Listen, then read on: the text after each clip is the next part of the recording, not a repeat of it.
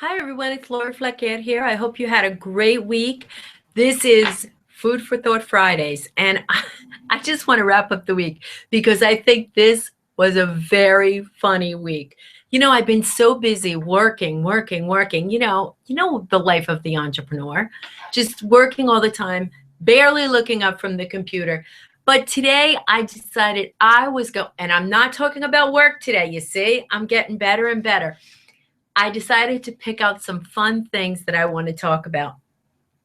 So, first of all, I want to ask, how does it feel to you when someone calls you or emails you or IMs you and says, "Can I pick your brain?" How do you feel about that? Can I pick your brain? I don't know. What do you think?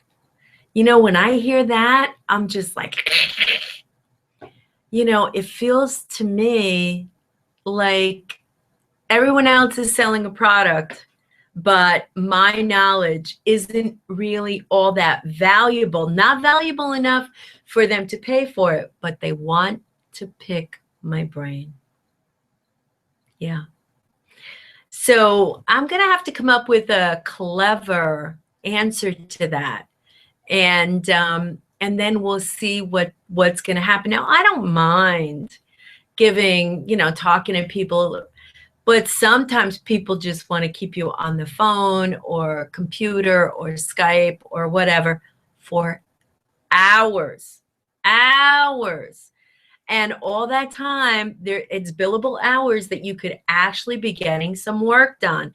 But no, you're there solving their problem, listening to them, having, giving them advice, the whole thing. And it's just like, I don't know. So if anyone has any suggestions for Can I Pick Your Brain, I would love to hear them. Please send them along. I really want to know what it is you do when somebody says that to you. I really need advice here. So please, please get those answers right over to me ASAP, because I'm sure next week somebody's going to be calling me and say, "Can I pick your brain?" And I need to have an answer. So send them to me. I really want to hear what you have to say. Another one, oh, this is really, really funny. The selfie stick. Wow, is that creating controversy? I can't even get over what's going on with the selfie stick. I mean, not only have museums all over the world banned them, but Korea, from what I was reading today, I mean, I can't get over this. Korea is charging a $27,000 fine for selling the Bluetooth selfie stick. So some of the places like Carnival in Brazil, I didn't know anything was illegal in Carnival. I mean, really, Carnival, the selfie stick, and the soccer stadiums in Brazil, because they consider them weapons that the fans are using to smack each other around. I mean, really, that's a good one. That is really a good one. The Moment in New York has banned it. The Cooper Hewitt Museum in New York, the Coliseum in Rome, Versailles, you can use it outside, just letting you know. You can use it outside in the gardens, but you can't use it in the chateau. So the Britain's National Gallery. There's a lot of places in New York and Washington, basically all over. However, just to let you know, I haven't seen one place on that whole list in the Twin Cities. So here in Minnesota, you're still safe. Although I got to tell you, when I go to museums, I haven't seen anybody with not one person, not one person. So I don't know if the people here are more modest or, or the selfie stick hasn't hit here. I'm not sure. I don't know what the issue is, but I looked the whole entire list, and that list was really long. really long. I looked at the whole list, all the so many places in Sydney and Adelaide and, all over Tokyo, all over, but not one of the Twin Cities. So Twin Cities people, you're still safe, but I haven't seen one here anywhere at all. So I don't know, maybe it's just not here. So anyway, that's the story on that. This other one, now I may be a little bit behind with this, but it's very, very important, and I want to make sure that you know about it. I spend all my time on the computer. I'm just working with authors, getting their books out there, working with, getting my retreat organized, talking to people about flights to Dominican Republic. I mean, I'm busy. But here is what I'm missing. This is very important. I'm going to ask you, have you ever felt fat? Have you? I'm really curious about this. Have you felt tired? Have you felt angry? Have you felt any of these things? Of course you have. However, now, and I'm reading this because it's just so amazing, I can't even get over it. However, now, body image activists are very upset. They're getting this petition signed. They have over 15,000 signatures in support because of the little emotion that they have on Facebook that has a double chin, little rosy cheeks, and it says, that you're feeling fat. And they say that this is so terrible for people who have problems with body weight, they're being overweight and having eating disorders, that this 24-year-old graduate student decided that she was going to take this issue and do something about it. And this is absolutely amazing. It seems like with all the things going on in the world, this has made the news. abcnews.com, Money, CNN.com, USA Today, Business Insider, Time.com, Mashable, amongst a bunch of others, are talking about this little icon and how people with eating disorders are feeling bad when people use that icon. And they're saying that fat is not a feeling. And if you post that, then you're making fun of people that are fat or have eating disorders or whatever. And it's really interesting because, yes, we all feel fat once in a while. Some of us feel fat more often than not. But my feeling fat, I don't think has anything to do with other people. Just like when I'm tired, they don't feel it. They're not upset by. If I'm tired and I post I'm tired, does that say to people with chronic fatigue that, it's saying something negative against them? No. I think people are just crazy. They're crazy. And Facebook now is saying that it has no plans to remove that feeling. They consider feeling fat a feeling from their base of 890 million daily users who think that fat counts as a feeling. So now it seems that because of pressure, I read a lot about this today. I mean, it's just like, really? I had to find out more because I know that you're like desperate to know this. And what they're saying is now they're going to change it to they're changing it from feeling fat to feeling stuffed. Which, I mean, really, stuffed?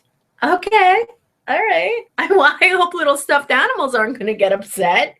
And then, to take it even more so, we have Emma Kelly of Ginger Parrot, who now wants Apple to create redheads with blue eyes because they're very rare, and she wants to be able to have that icon.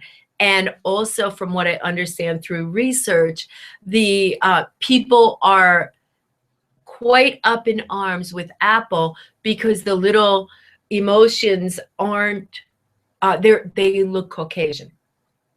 So now Apple is going to create, I guess, the emotions of different colors, which I think is, everybody needs to be included. So I think that that's good, but it's just it seems very interesting to me that this is, such a hot topic that all these media outlets are, covering it. And it looks to me like it's quite extensive, it's beginning to remind me of the gay Teletubby. That's what this seems like, that the Teletubby, everybody was up in arms because of the gay stuffed animal. I mean, I'm like the little cartoon that became a stuffed animal and the little purse and the whole thing. It was a gay Teletubby. And I said to myself, really? Really? The emotion, feeling fat, really? Okay. All right. And then I want to talk a little bit about the $17,000 Apple Watch. I would love to hear what people are thinking about that. $17,000? Really? It's pretty interesting to me that I had a MacBook Pro, same thing I'm using here, an older version. And when I went and I bought this one, I'm very happy with this. I love it. But the cord is breaking. The cords do break. And the other one, I had bought a new cord before that broke. And I went to the store and I said, are these cords interchangeable? And they said, oh, no. We have a different, the cords are different. So you need to buy a new cord. And I said, well, what about this brand new one sitting here, this brand new Apple? This is the same thing I have at home. And they say, oh, yeah, that's a different cord too.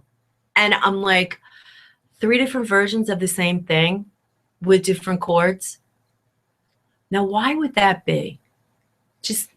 And the cords, usually you need 2 to 3 cords. For some reason, the cord seems to split 2 to 3 cords. So you're buying, maybe 2, definitely 2, maybe 3 for each. But the cord that you had for your last one, it doesn't work on this one. Now, do they really need to change? Though, I mean, is that really in our best interest that they keep changing that?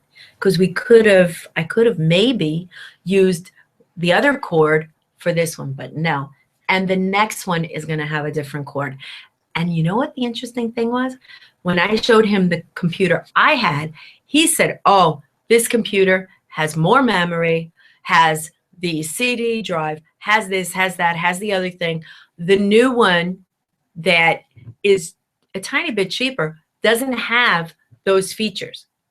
And I said, so basically what I would be doing is replacing this one that's good and that I really like and has a lot of memory and, a lot of different things, and the CD drive.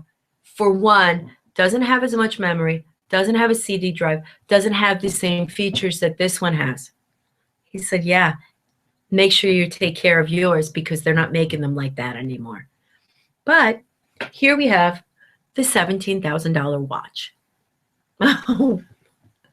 I'm really curious to who's going to buy this watch. I mean, really, of course, people are going to buy it, but I don't think that's going to be the hottest item.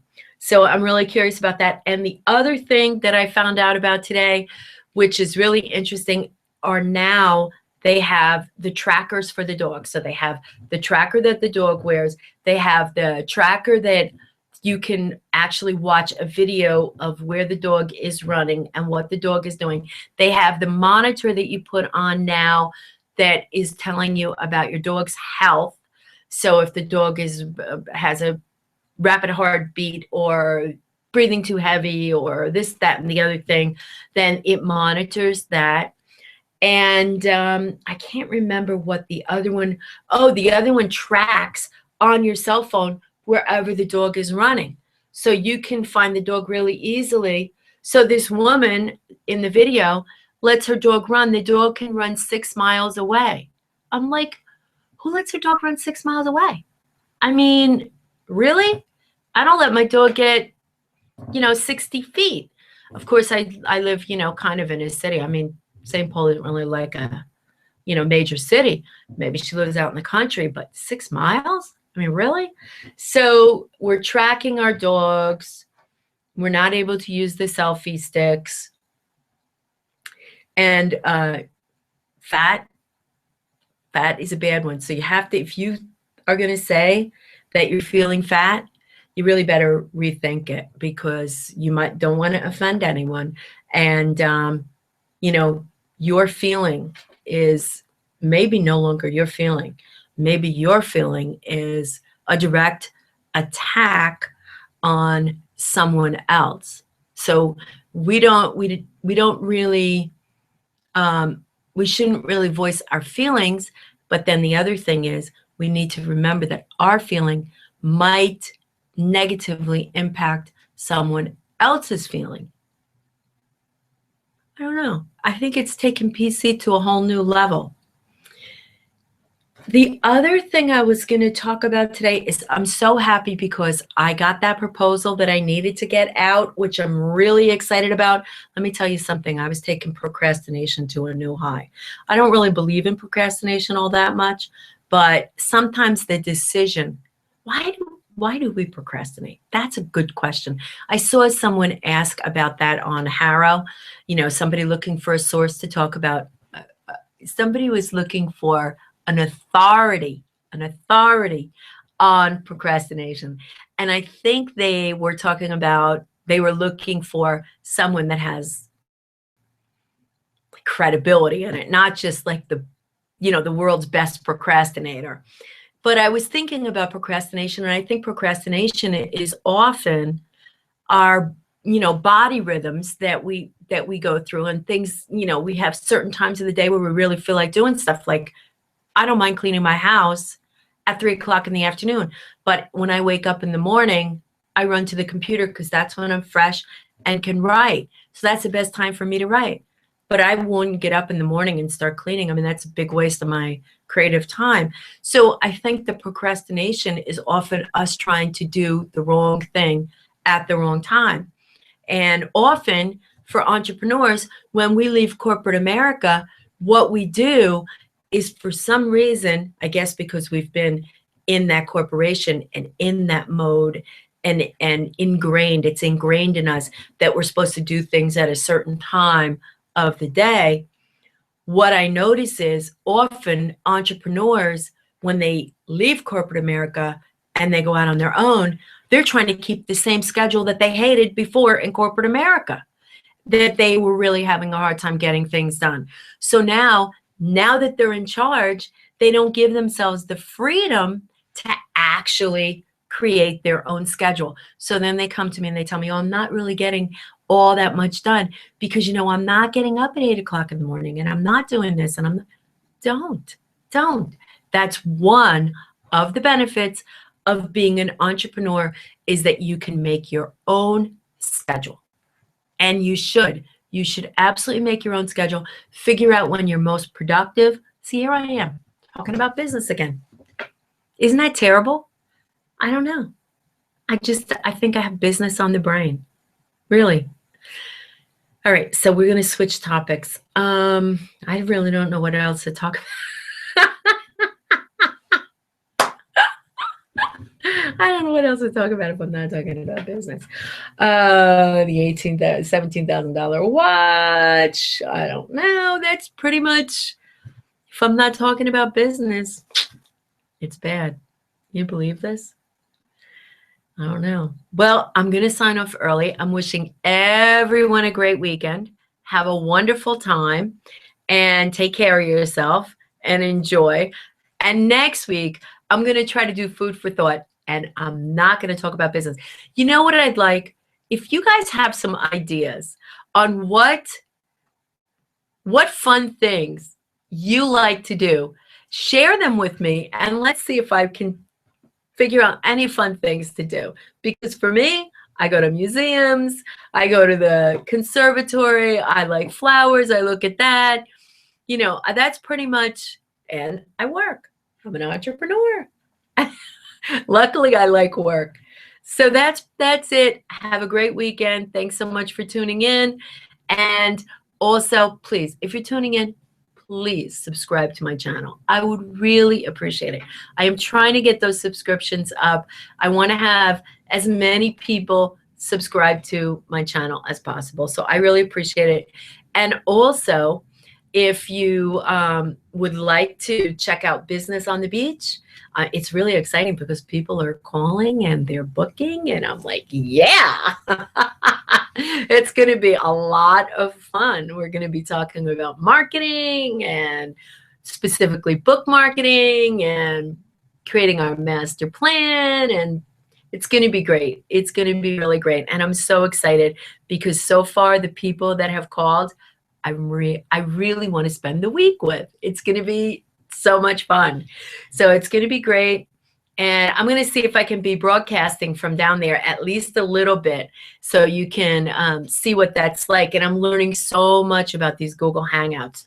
I mean, whenever I'm not actually working or on a Hangout, I'm watching and learning about Hangouts. So I think that this is going to be very, very cool. New wave. Oh, and the other thing is, if you could just send me a little message or a comment and let me know what you think about the way that the Apple stores are being run now, where you call ahead, you make an appointment, you go in, you stand in line to then check in for your appointment, and then you go over and you sometimes have to check into another line, and then you sit down at the the counter and with a bunch of other people, and you wait, and then you're taken to the back and they help you. How do you feel about that system? And then there's only like, I don't know, in the store I go to anyway, there's only like 3 or 4 people on the floor, mostly everyone. There's like 15 people in the back helping people. And what do you think about that? I mean, is that working for you? Do you like that? What do you think about that system? Do you like it? Do you not like it? I'd love to find out what you think about it. It just feels to me like, I don't know, feels a little unusual, but I'd love to hear what you have to say, because it used to be where I just walk in and I don't know, kind of get helped. Maybe I was just really lucky. But I'd love to hear what you have to say. Please give me some comments. Tell me what it is you think about this, about the selfie stick, about the I can't even say this without laughing, about the little I'm fat feeling that's out there. Tell me what you think about these things. And also, please give me this help and tell me what to say for Can I Pick Your Brain? I really need help with that. So I would really appreciate if you guys would, fill me in what you think. Give me some of your ideas here, because I would really appreciate it. I really need to get some help, because this Can I Pick Your Brain thing is starting to wear thin. So have a great weekend, everybody. Take care. Bye-bye now.